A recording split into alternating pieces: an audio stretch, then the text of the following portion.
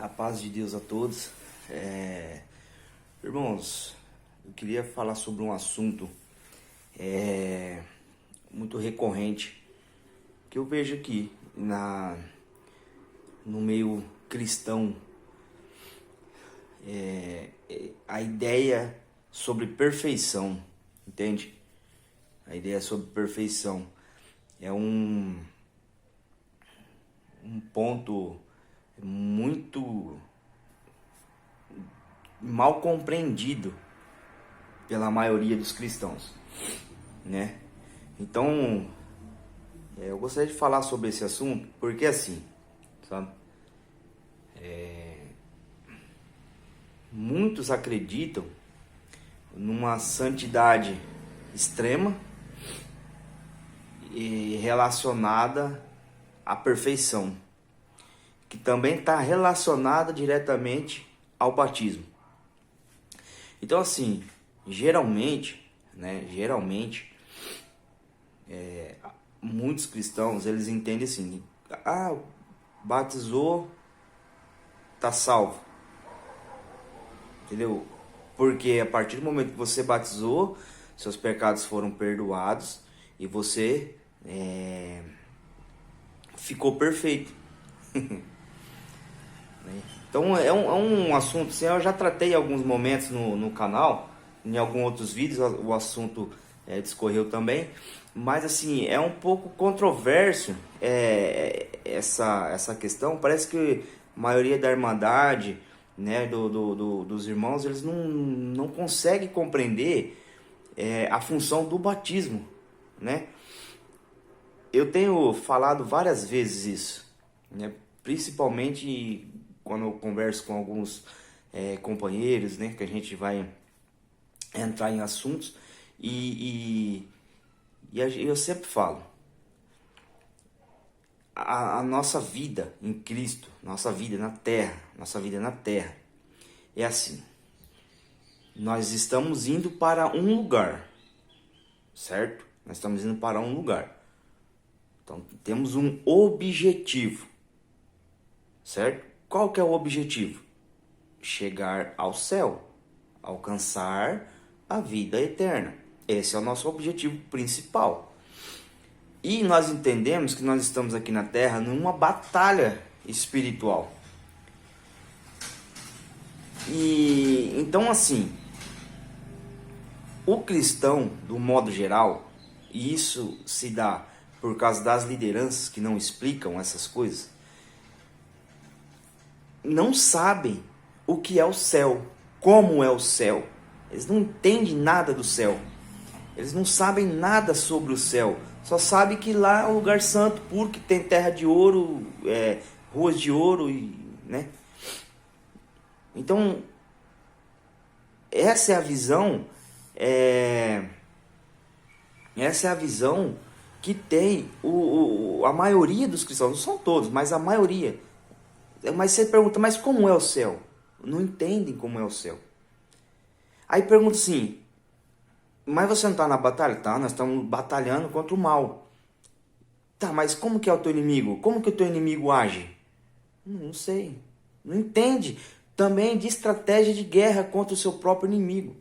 Então quando você pega no campo material, você vai para uma batalha, vamos pegar, não vamos nem falar de guerra, vamos falar de uma ação policial. Um exemplo, há poucos tempos teve uma ação policial no Rio de Janeiro, na entrada do Jacarezinho. Tá? Eu não estou entrando em questão sobre quem morreu, quem viveu, nada. Mas eu estou falando assim por estratégia. Presta atenção na questão da estratégia. O que os policiais fizeram? Eles montaram um plano, eles conheciam o seu inimigo, sabiam que eles tinham a estratégia de que, como que o meu inimigo age? Eles têm esse tipo de arma, eles têm esse tipo de recurso, eles têm esse tipo de válvula de escape, eles conseguem fugir por aqui, conseguem ir por ali, eles conseguem cercar a gente por aqui, conseguem ir por ali. Eles montaram um plano, uma estratégia de combate. Eles entraram e o objetivo deles foram alcançados. porque eles conheciam o inimigo e tinham uma estratégia.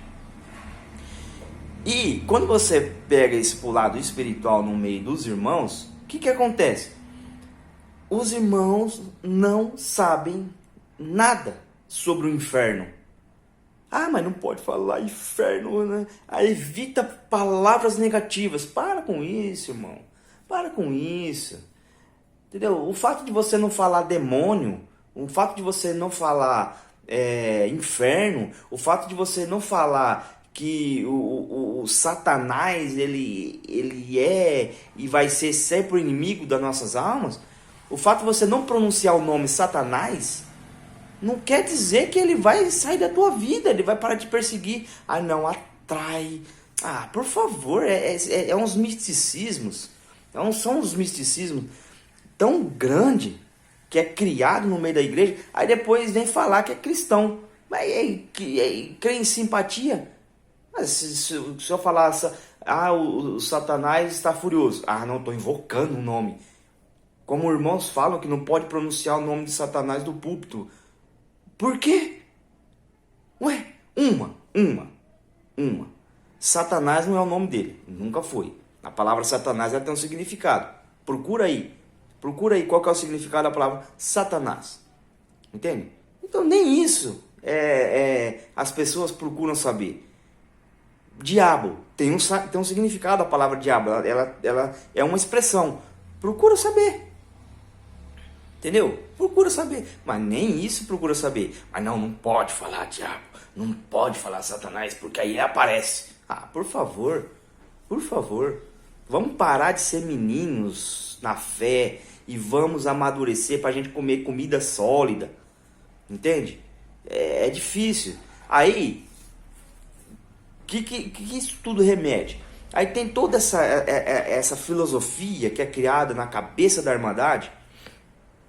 Aí a Irmandade acha assim, não, batizou, tá salvo. Batizou, você se tornou perfeito, santo. Entendeu? Calma, irmãos, calma. Não é desse jeito, não é tão simples assim as coisas. Se fosse fácil assim, Deus já tinha buscado a igreja. Entendeu? Se fosse fácil dessa forma, Deus já tinha mudado o plano, já tinha abreviado o que tinha que abreviar, já tinha resgatado o povo. Mas não é simples assim. Entendeu? Quando você batiza, você é perdoado os teus pecados. Quais pecados? Os pecados que passaram. Os pecados que passaram, que a dívida que você tinha. Porque Cristo, quando Cristo morre na cruz, não está lá escrito lá, que quando Cristo morre na cruz, Ele pagou as nossas dívidas, Ele rasgou a cédula. Então, a dívida aqui é uma simbologia, tá? Essa dívida. Quando fala cédula, essa dívida que pagou a dívida, é porque nós estávamos todos condenados na mão de Satanás. E Cristo veio e nos resgatou. Qual que foi o preço do resgate? Foi o sangue de Cristo morto na cruz, derramado na cruz. Quando Cristo faz esse sacrifício, que Ele morre santo, sem culpa e imaculado, Ele paga, Ele mostra para Satanás que tem como o ser humano ter uma vida de santidade, de renúncia às paixões da carne, à sua vida de qualquer forma, com as suas promiscuidades e tudo mais. Tem como o homem resistir a isso, porque ele também resistiu. Nós não temos a capacidade de Cristo para ser firmes como ele foi. Mas a sua morte fez com que Deus derramasse em nós, a partir da nossa conversão, o Espírito Santo de Deus. Então, pelo Espírito Santo de Deus, nós conseguimos ser fortes. Pelo Espírito Santo de Deus, nós conseguimos resistir aos pecados. Só que, mesmo assim, o homem, ele não é 100%, como Cristo foi. O homem, ele não consegue ser 100%. Por isso que a palavra dos talentos, tem aquele que deu 10, o que deu 5 e o que deu 1. Entendeu? Tá entendendo os talentos? Porque cada um tem um talento. Não é todo mundo que consegue produzir 5, produzir 10, produzir 100%. Não consegue. Não é todo mundo. É raro. Muito raro mesmo. Por quê? Porque nós estamos num corpo corruptível. A nossa mente é corruptível. A nossa mente, ela é problemática. A partir da queda de Adão, a mente do homem foi corrompida. Todo o ser foi corrompido. Todo o ser foi corrompido. Toda a criação de Deus na terra foi corrompida. Os animais foram corrompidos. As plantas foram corrompidas. Os homens foram corrompidos. Aí você vai falar, mas como a árvore foi corrompida? A árvore não era para morrer, você não vê a árvore morrendo? Não estou falando o processo dela, de cair as folhas e volta a nascer de novo, não. Árvores que morrem, entendeu? Plantas que morrem, plantas que até extintas já foram, por causa da degradação do mundo. Você acha que cachorro, perdão, os irmãos me perdoam a forma de falar, mas tem que ser claro, tem que falar abertamente. Vocês acham que lá no Éden, eu acredito que lá, né, tinha cachorro lá? Não sei, mas vamos colocar um ponto. Você acha que o cachorro fazia sexo no meio lá do Éden, lá? Cachorro com cachorro?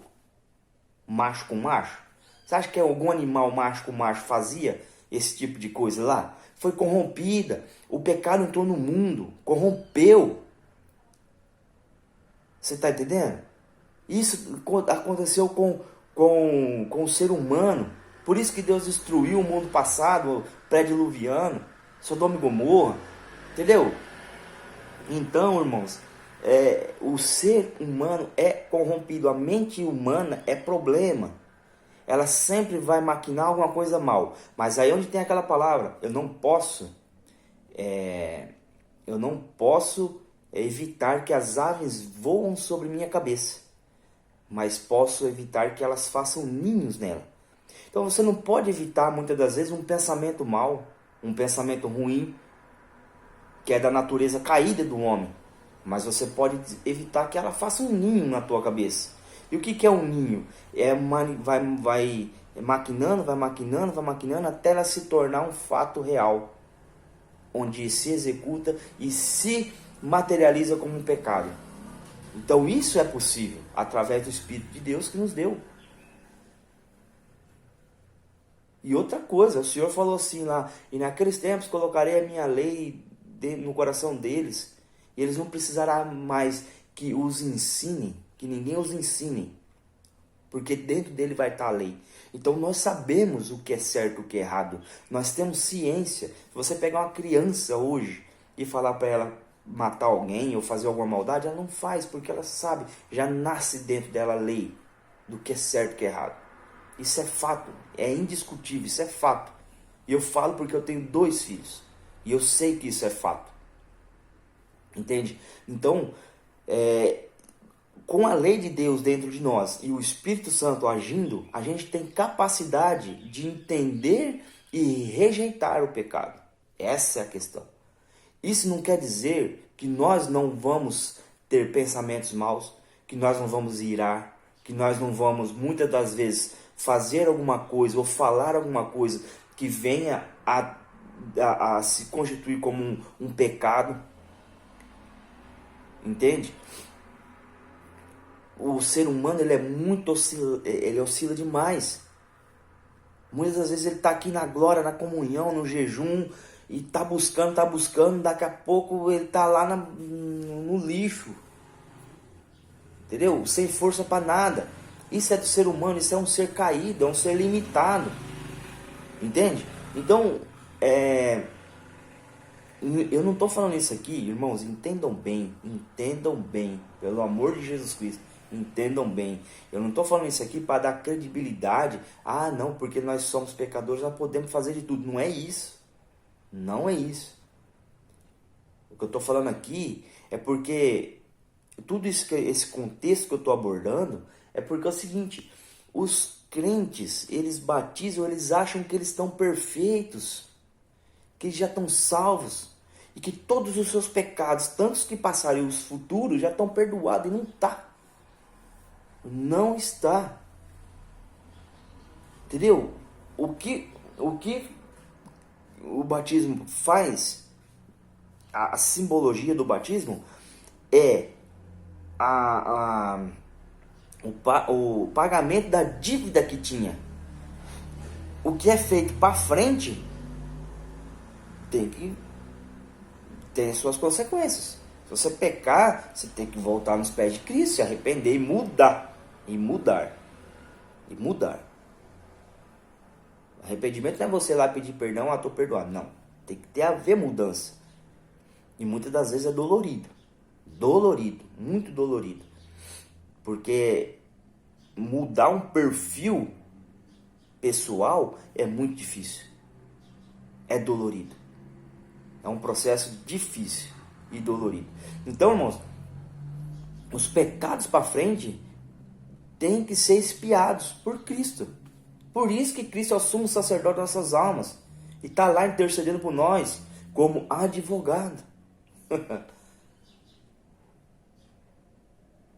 Entendeu? E se alguém pecar, temos um advogado que intercede por nós diante do Pai, de dia e de noite. Entendeu? Então, irmãos, pelo amor de Deus, desce um pouco do salto. Para de achar que vocês são os mais santos do mundo. Entendeu? Para de achar que essa santidade extrema que vocês têm, não existe isso, irmãos. Para de idolatrar homens. Para de colocar homens em pedestais, porque homens pecam. Entende? E pecado não é só adultério, matar. É uma infinidade de pecados aí. Tem classes e classes de pecados. Entende? Então eu quis fazer esse vídeo para quê? Irmãos, é difícil. Às vezes você vai conversar com um irmão, às vezes você vai explanar um assunto, vai falar alguma coisa, fica difícil, porque sobe naquele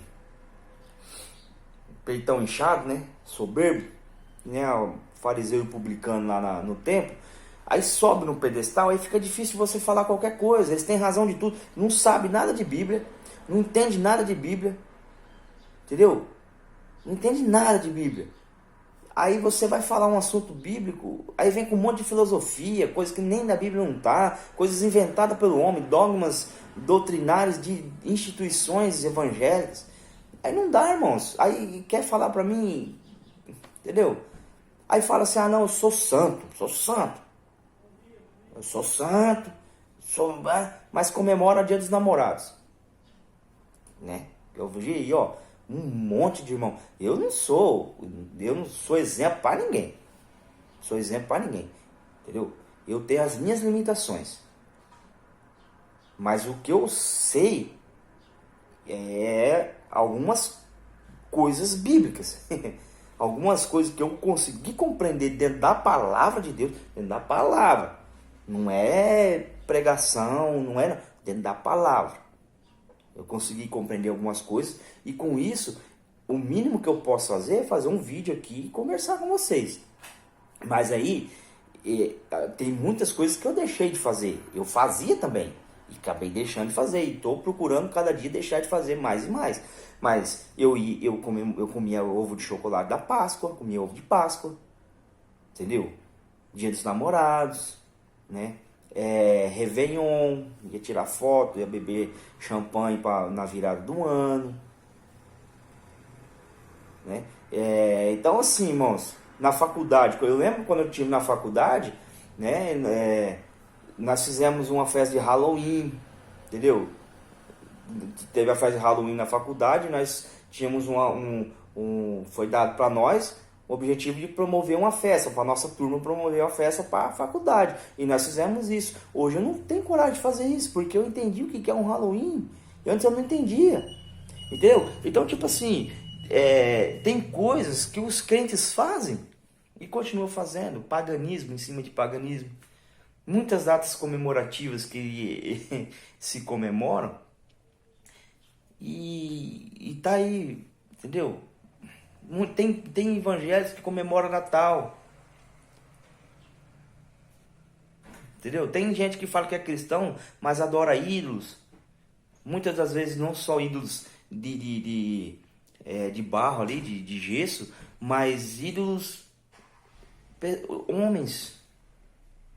Ah, eu sou fã do Luan Santana, sou fã do Gustavo Lima, ah, Maiara Maraíza, sei lá, ah, MC não sei o que. São fãs, né? Pastores, ah, o pastor não, irmão, fulano de tal, entende? E fala que é cristão, né? Fala que é cristão. Então fica difícil, irmãos. Fica difícil você a falar alguma coisa bíblica, você vir com um ensinamento bíblico, você pegar a palavra de Deus, a Bíblia, e mostrar, e ele vai falar assim, não, mas não é assim. Quantas vezes eu já vi isso? Ah, não, mas não é assim. Entendeu? Então é uma santidade tão extrema, que chega num ponto de arrogância que não quer aprender mais nada, que já sabe tudo, que está salvo, que se morrer ali já vai para o céu e tudo mais. Então é difícil, você entendeu? É difícil.